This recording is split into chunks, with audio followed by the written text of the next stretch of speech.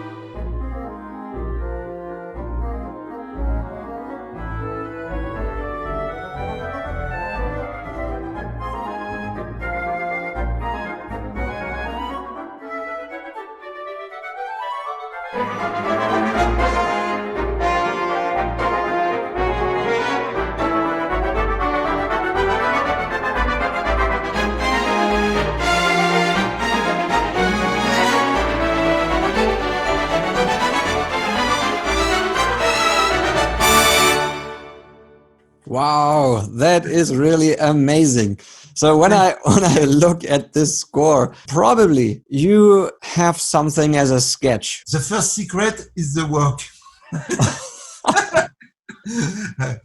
You have to put a lot of work each day. You have to train your brains. And people tend to think that composition is just matter of talent, and not work. And you have to work like a concert player is working his violin or his piano. It's the same way. You have to work every day. In this sketch, I didn't write any introduction. I did the introduction right on the development. It appears easily 1 or 1 minute 10 after the beginning of the introduction.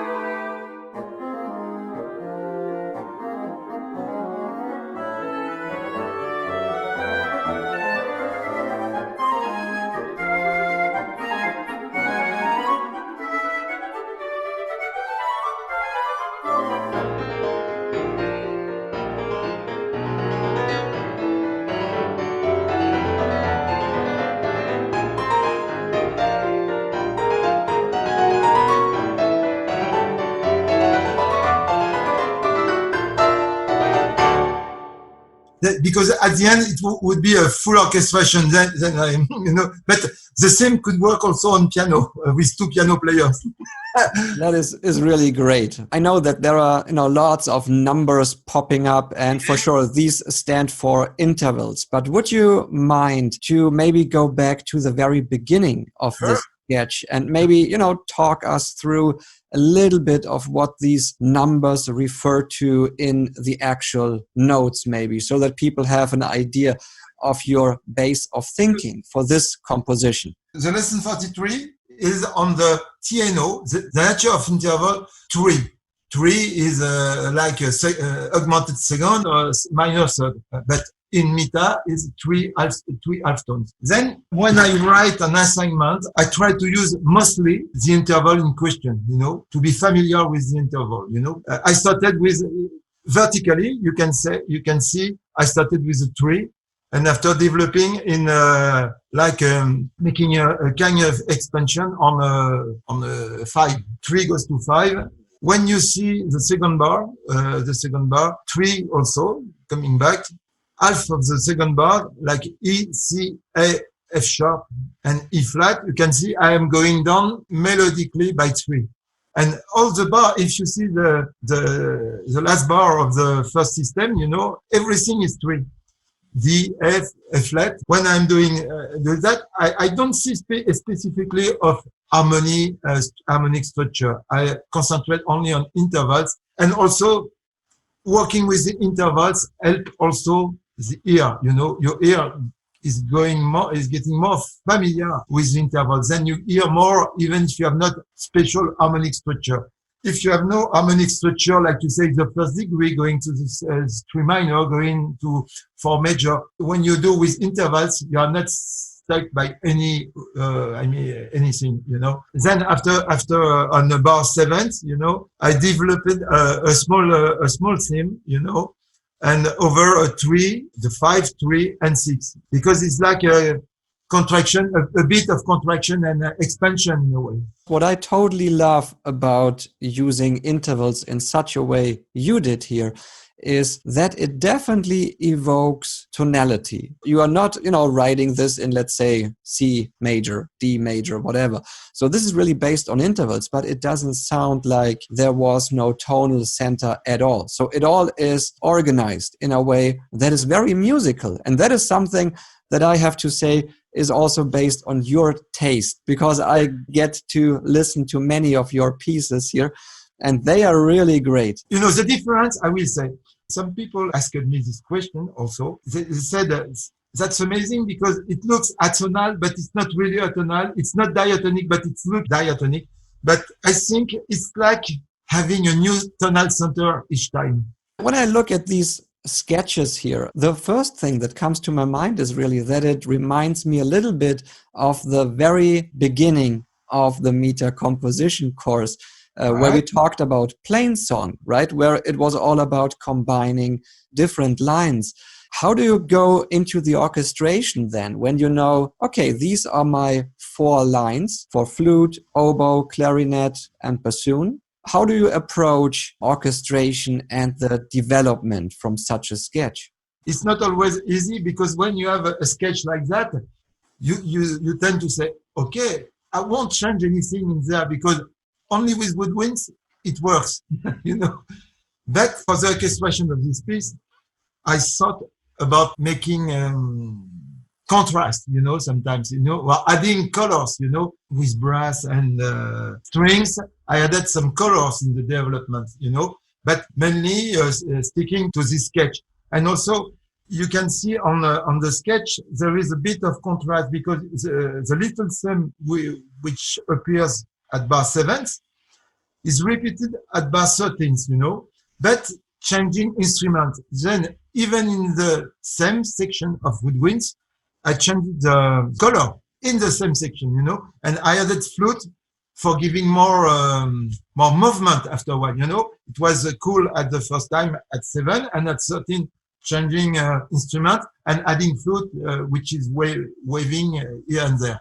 One of the secret is not a secret, but is to create contrast. Then in creating contrast, you can have the same pattern, but when you reply this pattern, you change instruments, or you change a bit of rings, or you can transpose and change dynamics. There is many ways to change, but when people listen to bar 13, they already have listened to bar 7 with something new, it's better for the ear, for the audience. Don't throw away the diatonic system, because the great chance you have with Mita is you can mix the diatonic system if you want with the intervals and going to complexity to simplicity, and that's the first time I see a method like that, because sometimes things are too easy. People write too simple or too complex, but there is a bridge between diatonic, non-diatonic, atonal, in between.